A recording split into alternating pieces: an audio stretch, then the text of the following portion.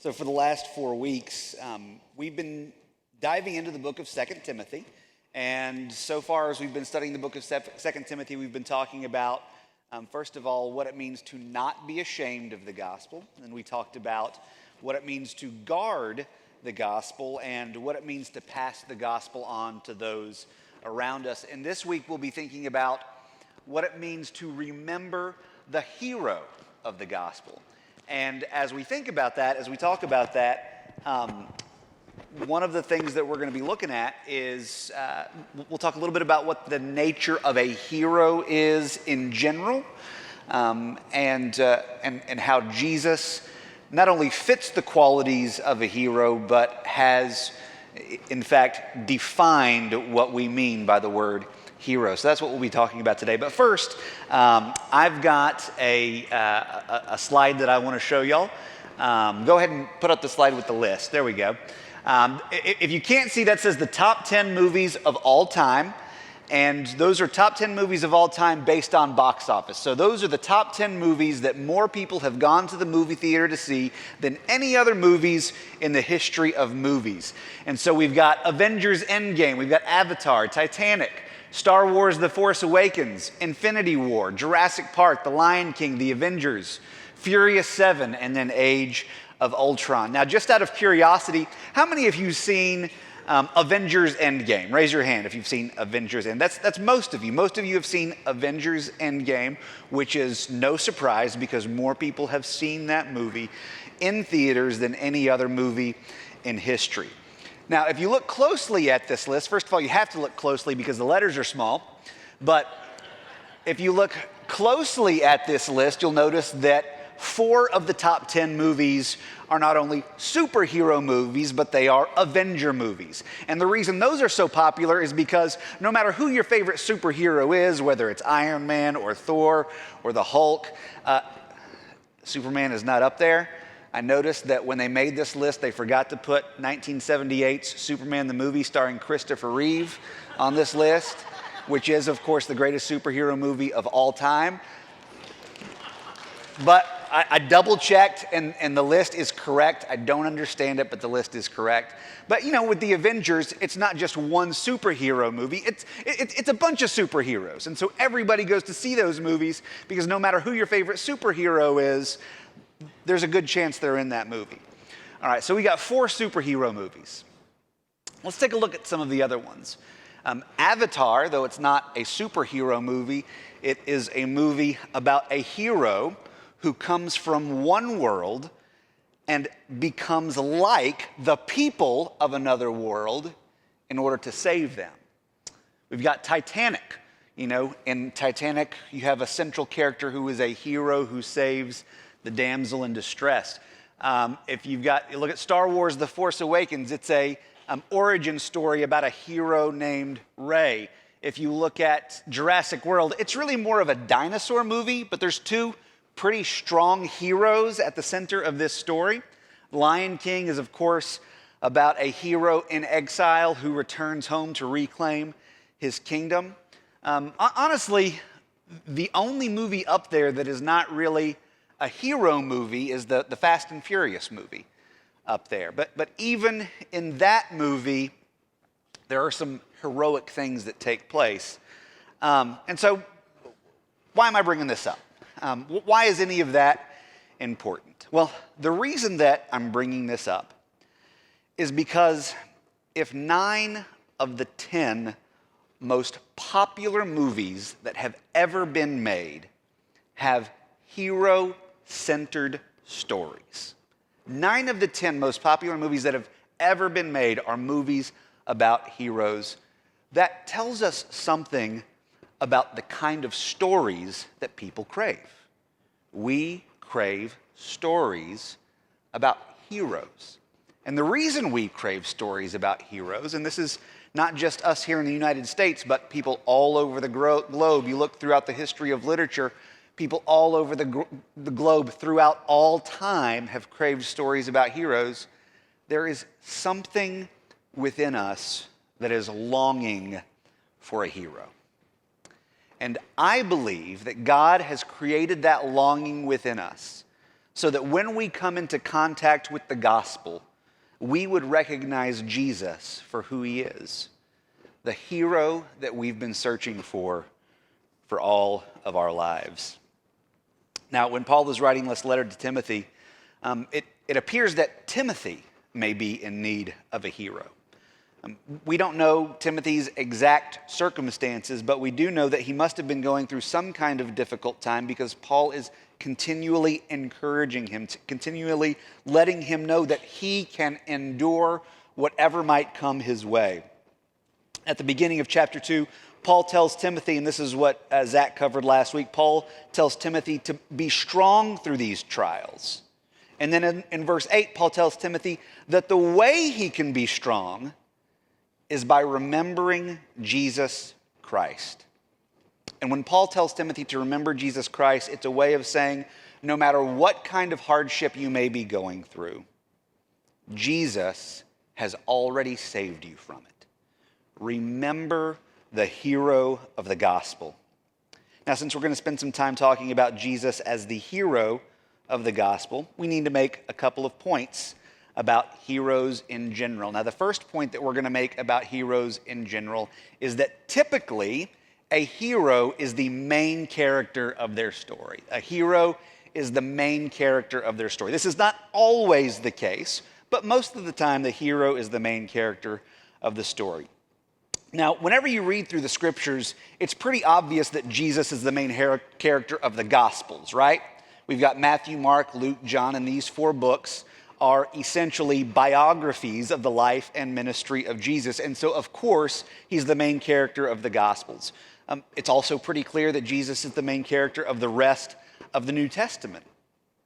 But how often do we think about the fact that Jesus is also the main character of the Old Testament? Pastor Zach a few weeks ago preached a sermon in which he showed us how from the very beginning, Jesus was God's plan for salvation. Right there at creation, all the way through the history of Israel, Jesus has been God's plan for salvation. Jesus is the main character even of the Old Testament. In our children's Sunday school class, actually right now up in children's church, and also in one of our adult small groups, we are actually going through the Old Testament right now using a curriculum called the Gospel Project. And one of the cool things about the Gospel Project is week in and week out, we see how Jesus is being pointed to from the Old Testament. And we take a look at folks like Moses and Elijah, and we see that in those people, God is preparing our hearts to anticipate what kind of Messiah Jesus would be. Jesus would be something like Moses, but greater. Jesus would be something like Elijah, but greater. And then we have prophets like Isaiah and Jeremiah. And in those prophets, God is sort of correcting people's anticipation of what the Messiah would be. And so for a people who are expecting a warrior king, Isaiah comes along and says, actually, what you should be expecting is a suffering servant. And then for a people who are trying their best to find salvation by living according to the letter of the law, Jeremiah comes along and he says, one day someone will come who will write the law upon your hearts. And so all throughout the Old Testament, God is preparing the hearts of the people for what kind of Messiah to expect. And so when we read the Old Testament in the right way, we see that Jesus is even the main character there. But the way in which Jesus is the main character of the Old Testament is a little bit different from the way that heroes are the main characters of their stories. You see, when you go see a movie with a hero in it, the hero is there to serve the purpose of the story. But in Christian faith, the Bible is there to serve the purposes of Jesus. Because Jesus is not just the main character of the Bible. Jesus is, in fact, the main character of all of history and all of creation. And so that's what we mean when we say that he is the main character of the story. And knowing this ought to influence the way that we read the Bible. Now, whether you are a newcomer to reading the Bible or whether this is something you have done all of your lives, I'm going to ask you to do something. I'm going to ask you to take some time, maybe take a season, and in your daily devotional time, why don't you spend a season living in the Gospels? Spend a season trying to absorb the life and teachings of Jesus into your being. And then see how that changes the way you look at everything else. You know, some of us are theology people, and we really like to read the book of Romans, because that's Paul's big theology book. Some of us are history people, and we really like to read the books like 1st and 2nd Samuel because, there's some really cool history in there. But here's the thing. Our faith is not in the Apostle Paul, and our faith is not in King David. Our faith is in Jesus Christ. And that's important to understand. And I want you to hear me. I'm not saying that other parts of the Bible are somehow less inspired than the Gospels. I'm not saying that we shouldn't also focus on other parts of the Bible. What I am saying is that we must begin with Jesus. We must begin with Jesus because Jesus is the lens through which we understand the rest of the Bible. And not only is Jesus the lens through which we understand the rest of the Bible, Jesus is the lens through which we understand all of history, all of creation, and all of God's truth. This is what we mean when we say that Jesus is the main character of the story.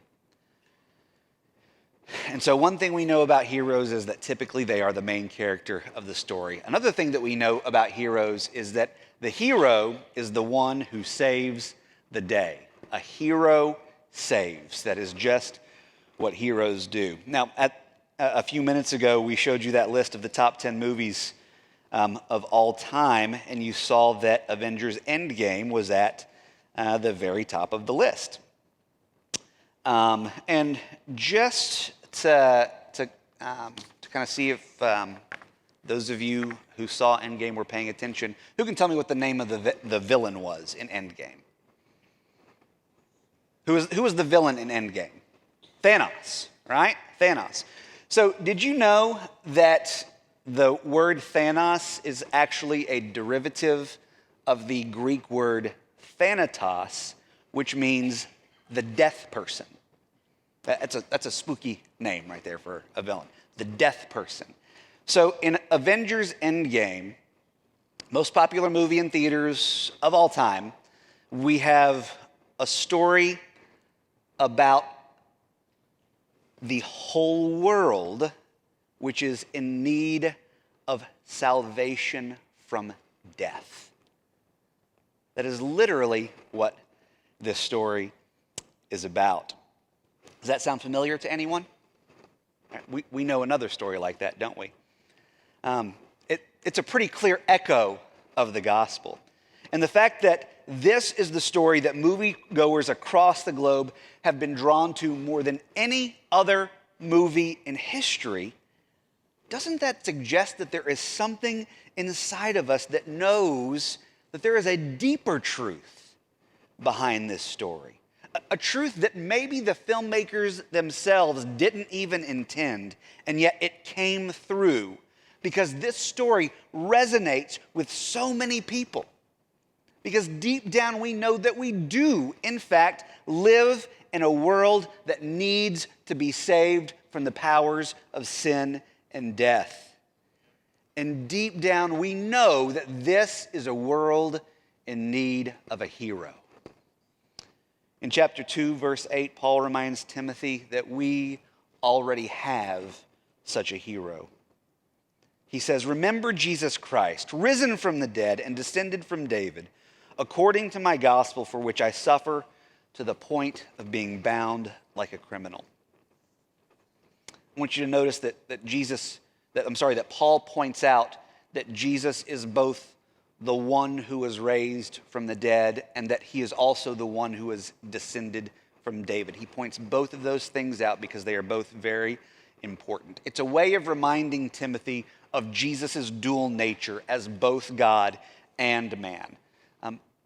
We know that Jesus is divine because he was raised from the dead, but because of his lineage, we also know that he is human. And this is so important because it's Jesus' nature as both God and man, which makes him the only one qualified to provide the kind of salvation that this world needs.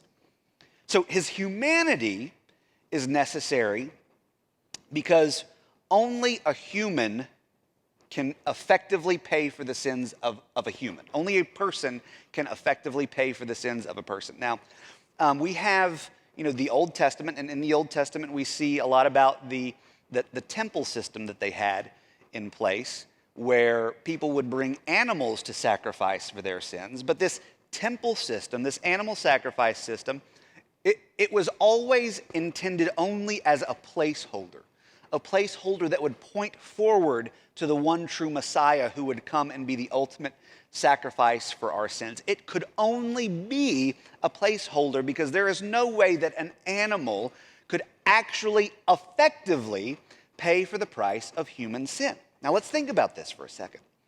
If I'm going to the temple with my sacrifice, I've got my dove or my goat or whatever.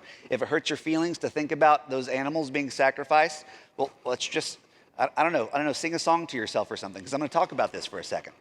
So, if I'm taking my dove to the temple and I hand that dove over to the priest to be sacrificed for my sins, right? That dove dies for my sins. Well, I can just kind of walk away from that and be like, okay, well, that's done, That box is checked. The stakes are pretty low in that kind of a system. But what happens if a person steps forward and says, John, I will pay the price for your sin. I will voluntarily die to pay for the wrong you have done. That's the kind of thing that stops you in your tracks, right? That's the kind of thing that makes you say, that person who made that sacrifice for me, I don't ever want them to have sacrificed that in vain. I'm going to live up to what he did. I'm going to live up to what he did. And so a person is required to pay the sacrifice for a person.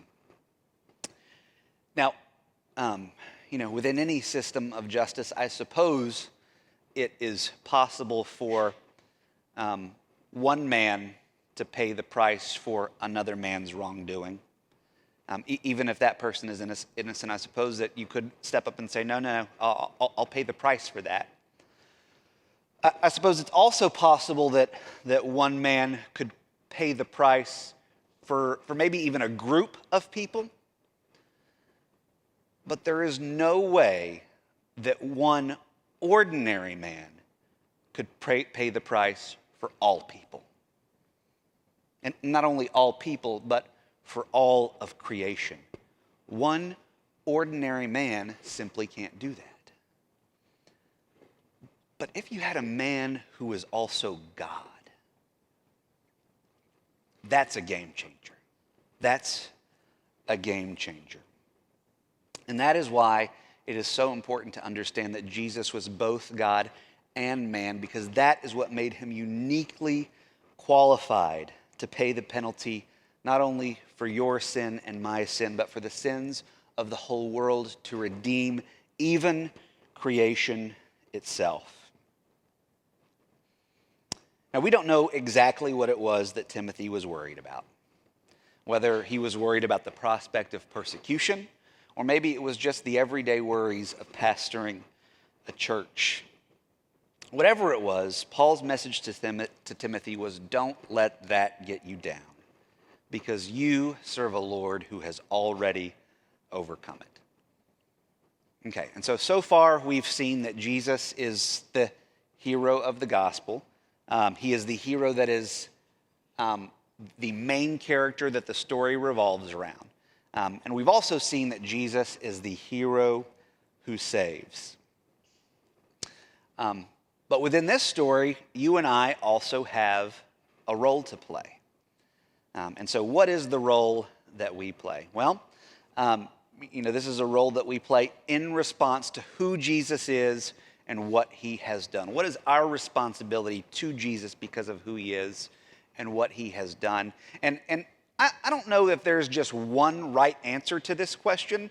I suppose that there could be a number of answers. You could say, well, our response to Jesus is that we should trust him. Our response to Jesus is that we should give our lives to him. And both of those answers would be true. But in this text, Paul gets much more specific. He has a very specific word for Timothy here. In this particular case, he tells Timothy that because of who Jesus is and what he has done, your job now is to endure. Endure as I have endured. In verse 9, he says, I suffer to the point of being bound like a criminal. And this next part is so good. But the word of God will not be bound. And this is why I endure all things, for the sake of the elect, so that they also may obtain salvation, which is in Jesus Christ.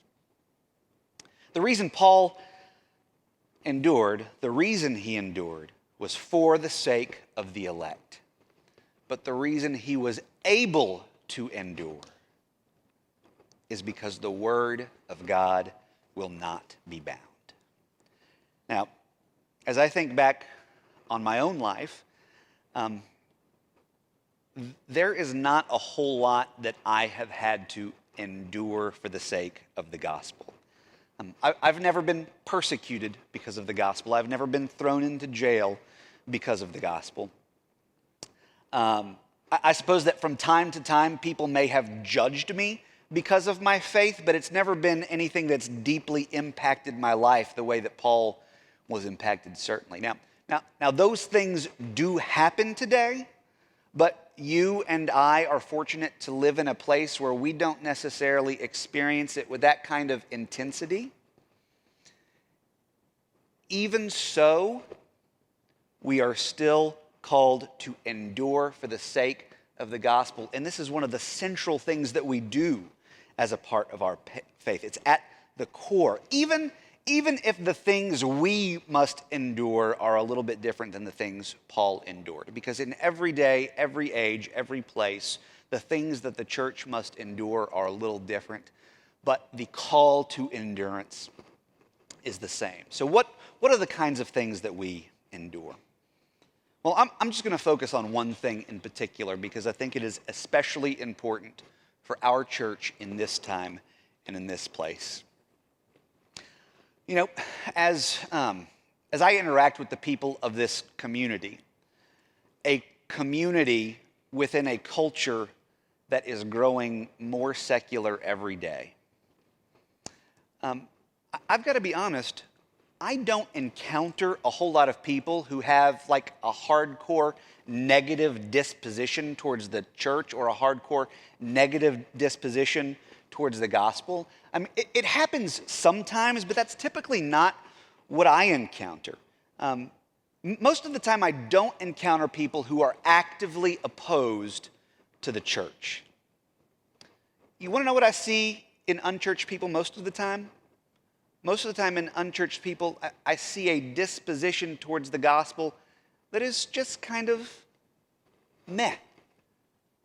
It's just, whatever.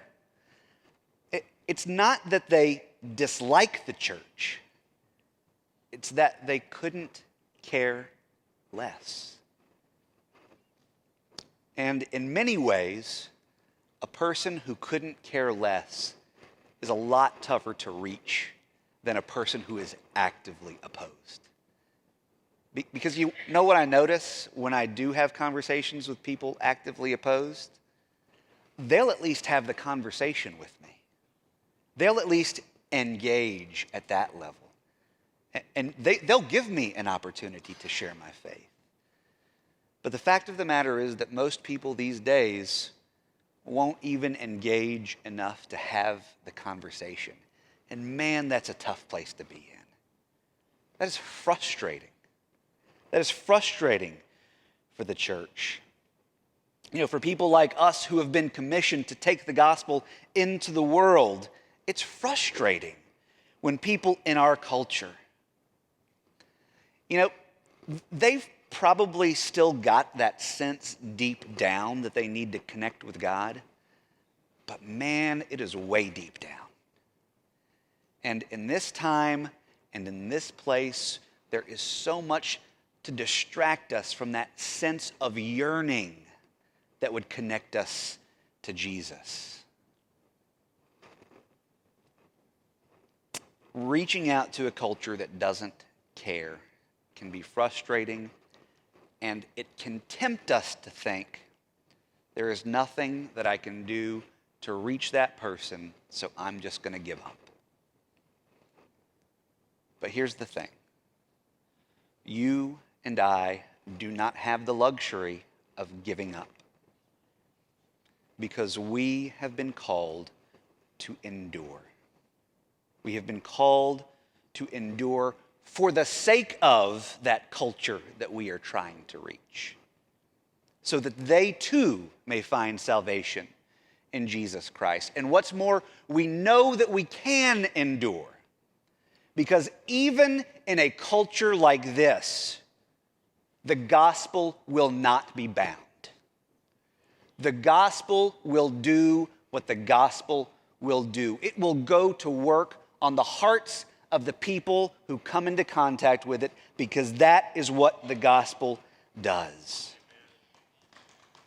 And our job is simply to endure in faith, carrying the good news of Jesus Christ with us wherever we go.